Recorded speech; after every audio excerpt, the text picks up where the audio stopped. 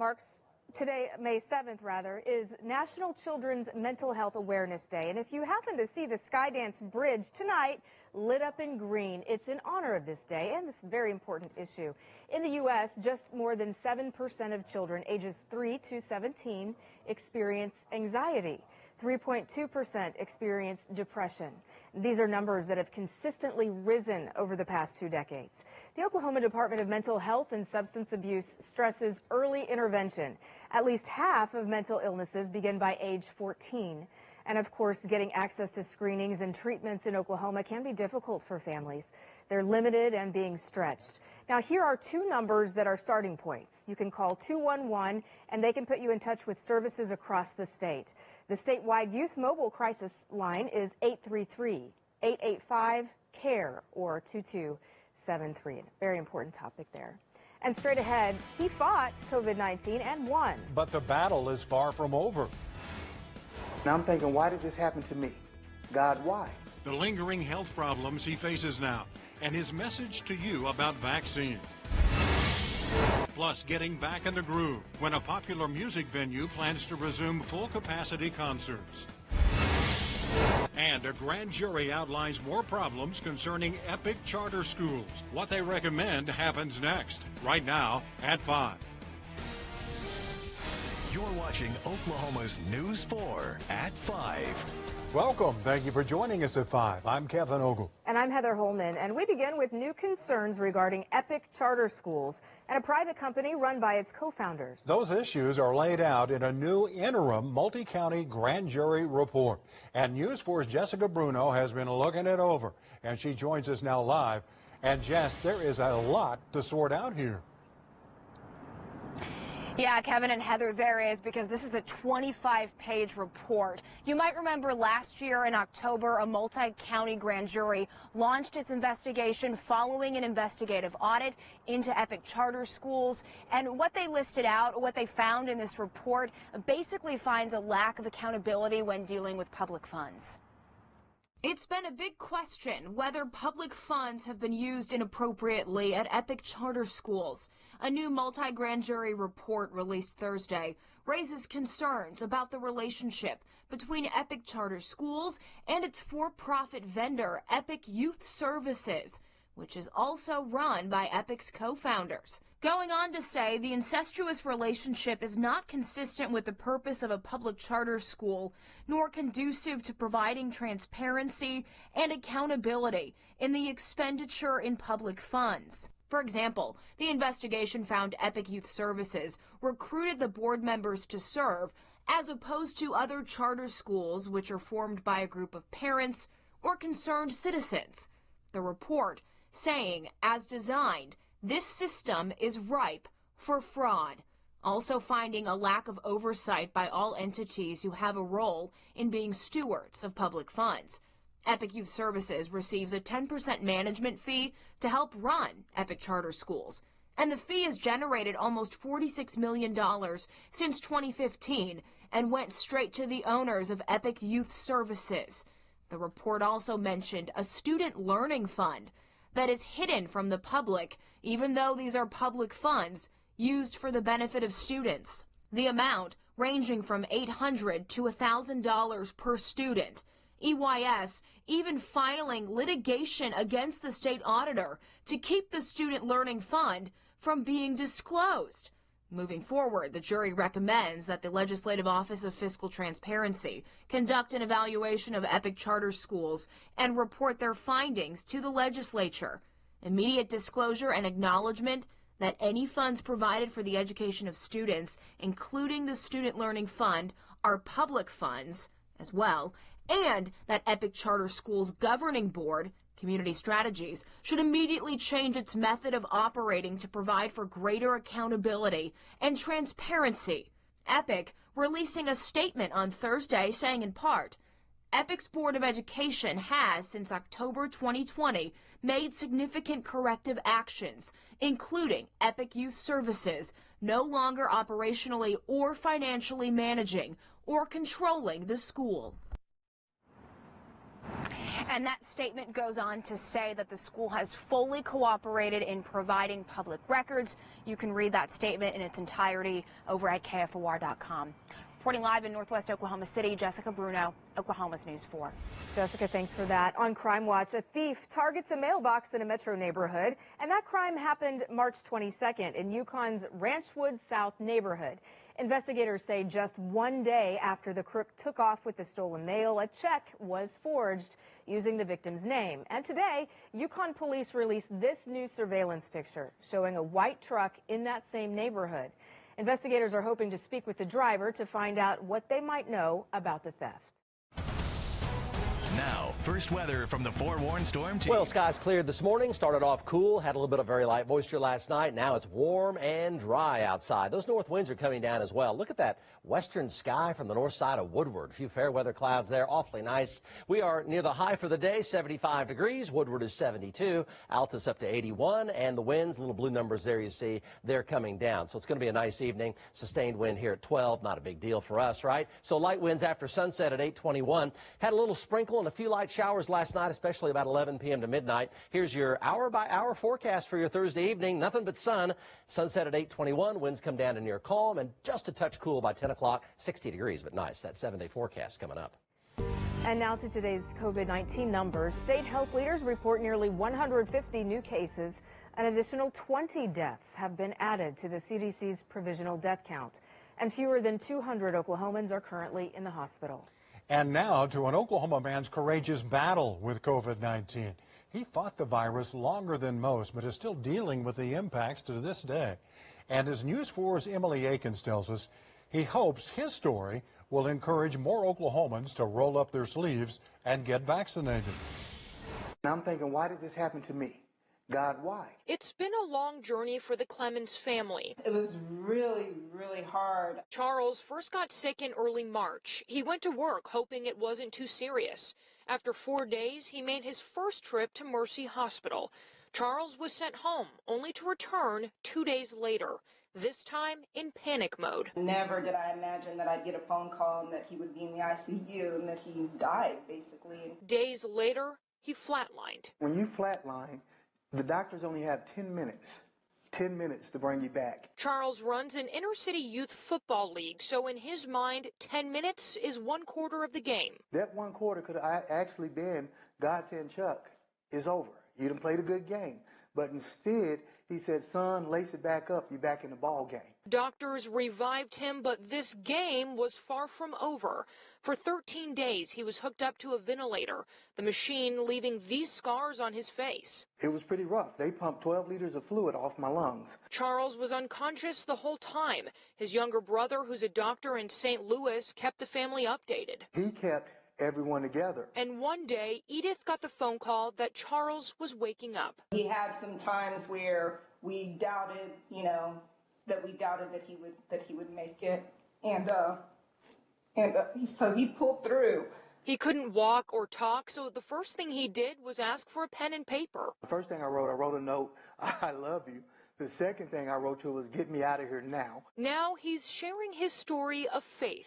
I just thank God that he gave me the opportunity to have a second chance at life. This couple hoping their struggle with COVID-19 motivates people to get vaccinated. It's not a black thing. It's not a white thing. It's not a Republican, Democrat, or independent thing. COVID is real. Emily Akins, Oklahoma's News 4. Man, oh man. Charles still has nerve damage in his left hand. He's currently undergoing physical, occupational, and speech therapy to try to regain all of his strength. Also new at 5, an iconic Oklahoma City music venue is making plans for more concerts and more fans. Currently, the Tower Theater is only doing what's called COVID-conscious shows with 20% capacity. Today, theater officials announced that plans to ramp up fan capacity starting in July with a series of free concerts and then resume full capacity concerts by August. This is all a good faith attempt to bring the fans back as safely as possible as we hope the vaccine rollout continues to strengthen, as we hope that the pandemic continues to lessen its grip on our life, on our daily living, and on our economy. Officials say masks will continue to be encouraged at Tower Theater, and some acts may require them. They also do not plan to make fans prove they've been vaccinated. Well, Oklahoma's economy continues to recover from the pandemic. Newly released numbers show tax revenue rebounded in April. The state collected more than $1 billion, and that's 40% more than April of 2020, the first full month of the pandemic. Much of this April's revenue increase was fueled by a 120% jump in oil and natural gas taxes. State leaders say that revenue is directly related to production in February when those energy prices spiked during that record cold snap we had. And from the state capitol, a bill designed to help police solve kidnapping cases more quickly is now law. The Kelsey Smith Act was named after an 18-year-old from Kansas. Legislators say the bill will also apply when searching for missing elderly people. She was abducted in 2007, and investigators were unable to ping her cell phone at the time because the company was worried about privacy laws. By the time police finally got clearance, it was too late. This new law changes that. It allows authorities to ping a victim's cell phone location if there's been an abduction or a person is believed to be in imminent danger. The battle over broadband heats up in Washington. But there is a split on closing America's digital divide. Too many Americans who do not adopt broadband. The factors keeping many Americans, perhaps you or someone you know, disconnected from high-speed internet. You're watching Oklahoma's News 4 at 5 with Kevin Ogle, Heather Holman, Mike Morgan, and Brian Brinkley. Oklahoma's News 4, looking out for you.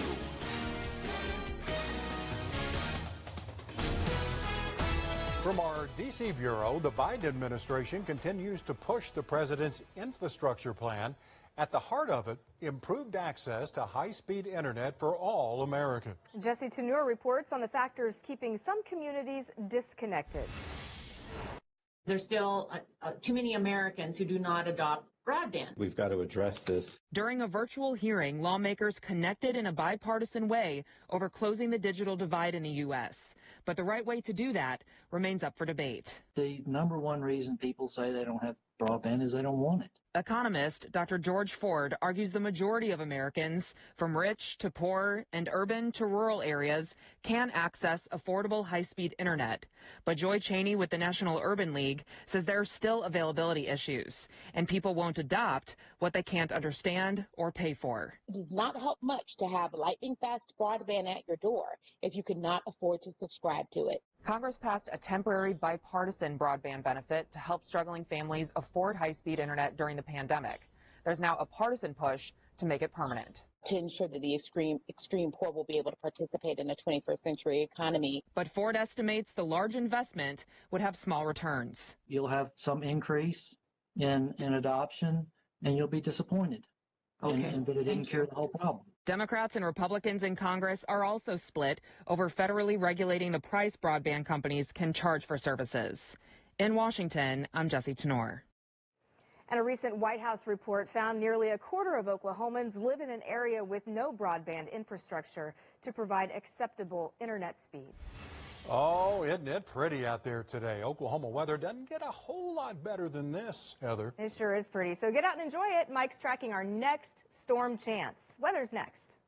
Warm weather with Mike Morgan. You know, there's a pretty good chance we wouldn't want to change a thing out there right now. Even those winds are coming down from the north and skies are mostly sunny up near our high for the day. Look at Woodward there, just looking grand. A few fair weather clouds out there, temperatures 72 degrees, and the winds are even practically light and variable up in northwestern Oklahoma. That's a keeper. 75 here in Oklahoma City, 77 in Stillwater, 74 in Ponca City, 77 in Ada and Seminole. The winds here coming in from the north. They'll be coming down nicely when the sun sets at 8:21. So we had 2/100 of an inch of rain last night. Most of that was right around 11 p.m., midnight last night, and then it all dried up and went away, and we have sunshine out there right now. No thunderstorms, no showers for this evening. It's going to be just beautiful, and the winds will go light and variable once the sun starts to set. So it'll be comfortably cool again tomorrow morning, a mixture of middle 40s to middle 50s across our state with a light southeasterly breeze. But here comes the Oklahoma wind for tomorrow, and it's going to stick around and just get bigger on Saturday. 83 degrees, though, warmer for your Friday. So it'll be windy and warm and fairly dry outside, fire danger elevated. And for most of the state, for most of the day, tomorrow, there's no chance of rain. Now, late in the day, out in the Oklahoma and Texas panhandles, there will be a few thunderstorms going up here. Some of those could be severe, and they're going to roll into western Oklahoma as we head a bit deeper into our Friday evening. They'll make a run at Oklahoma City at about 11 p.m. Friday night. So very late Friday evening, an opportunity of some of that coming in from the west. And here's a closer look at that coming into western Oklahoma right here. And by the time they get to the metro, there should just be showers very, very late tomorrow evening and for a while tomorrow night, and then they just go away and dry up. So Saturday, here comes high winds. Very strong winds from the south on Saturday. We'll see 40-plus mile-per-hour winds in Oklahoma City and 45 to near 50-mile-an-hour winds from the south and western Oklahoma, and some low-level moisture will come on back. The dry line develops in far western Oklahoma, and an upper-level disturbance comes out from the west. And it is mid-May now, so it sure sounds like a risk of severe weather. However, there's a very strong cap or lid that is overspreading the entire state at the mid-levels of the atmosphere Saturday afternoon through Saturday night. It's going to do a good job at making an effort to limit the opportunity of showers and thunderstorms, or even severe weather for that matter. Now, we may have perhaps a low probability. If we do see it, it could easily be in Kansas. There may be an outside chance just ahead of that low-pressure center in north central or northwestern Oklahoma by Saturday evening of getting a couple of storms. Here's rain tomorrow morning, eastern Oklahoma, and then tomorrow afternoon late coming in from the panhandle. Not a whole lot there. 60 degrees for a low temperature, or evening temperature, by the way, at 10 o'clock tonight, and 51 for a low temperature in the morning with a light southeasterly breeze, so light winds. It'll be nice, mostly clear skies, and mid-40s to middle 50s. For tomorrow, Friday, becoming windy, mostly sunny, 83. Winds pick up 20 to 30, and metro highs from 79 to 85 tomorrow, approaching 90 in western Oklahoma. And late in the day, there's that moderate probability of showers and thunderstorms. A low chance Saturday afternoon in north central and northwestern Oklahoma, a very windy 84. And Mother's Day, the cold front comes through in the morning, and 68 degrees. 51 to 83 tomorrow, becoming windy. 30% tomorrow evening late into early Saturday morning, and then very windy on Saturday and 84. 20% Saturday night, 68 with north winds on Mother's Day, and then chilly and wet Monday and Tuesday, mid-50s for highs and 40s for lows before we warm back up on that 7-day plus 4. All right, Mike, appreciate you there. Well, who has the best women's high school golf team? Well, we know a few of them because state championships were decided today in girls golf. Plus, the OKC Dodgers start their season tonight. Brian's going to tell us about that, and he'll also give us the status of 2 Sooner football players accused in a crime. Sports is next. Now, sports with Brian Brinkley. OU head coach Lincoln Riley today told the media wide receiver Trajan Bridges and running back Seth McGowan are no longer on the team. OU announced last month 2 student athletes had been suspended but did not identify them. Norman police are investigating an armed robbery with reports indicating Bridges and McGowan were both involved. No charges have been filed so far. Bridges was a sophomore and McGowan a freshman. The Oklahoma City Thunder open a 4-game road trip tonight with a 9 o'clock tip-off at Golden State. They'll play the Warriors again on Saturday night, then visit Sacramento on Sunday and Tuesday night before returning home for their final 2 games of the season. The Oklahoma City Dodgers open their season tonight with the first of a 6-game series at Round Rock at 7. The Dodgers' new pitching coach is former Westmore star and 19-year big leaguer Jamie Wright. He spent a few years in the minors himself, and he knows how important his role is to the younger guys. Just being patient with these guys and understanding that, you know, when I sat there for the last or better part of my adult life watching major league players do it, you know, these guys are not in the majors yet. So patience with them will be key, and, you know, just continuing to help get them where they want to go. High school girls state golf tournaments going on today around the state. Actually, this is the 2A state championship at Cimarron National in Guthrie, and that is Community Christian's Corbin Cook with a long putt here. She nearly knocked it in. They finished 9th as a team. And then you'll see Alyssa Williams of Moreland make the short putt here. Moreland finished 10 strokes ahead of CCS in 8th, and Turner won the state championship for their 2nd girls golf title. And OU senior Anastasia Webb was named the winner of the Honda Award as the top female gymnast in the country. We're back with more after this. Well, a call for help leaving an Oklahoma woman caught in legal limbo. At 6, the car burglary now being handled by the FBI. Plus, pot plants seized. What state drug agents say the owners failed to do that could actually lead to felony charges. Thanks for joining us here at 5 o'clock. We'll be back at 6 o'clock with those stories and Mike's forecast. Don't miss it. Especially because it concerns Mother's Day. That's important. Exactly right. Here's a live look outside at our beautiful skies here in Oklahoma City. Nightly news. You're right, Heather. Starts right now.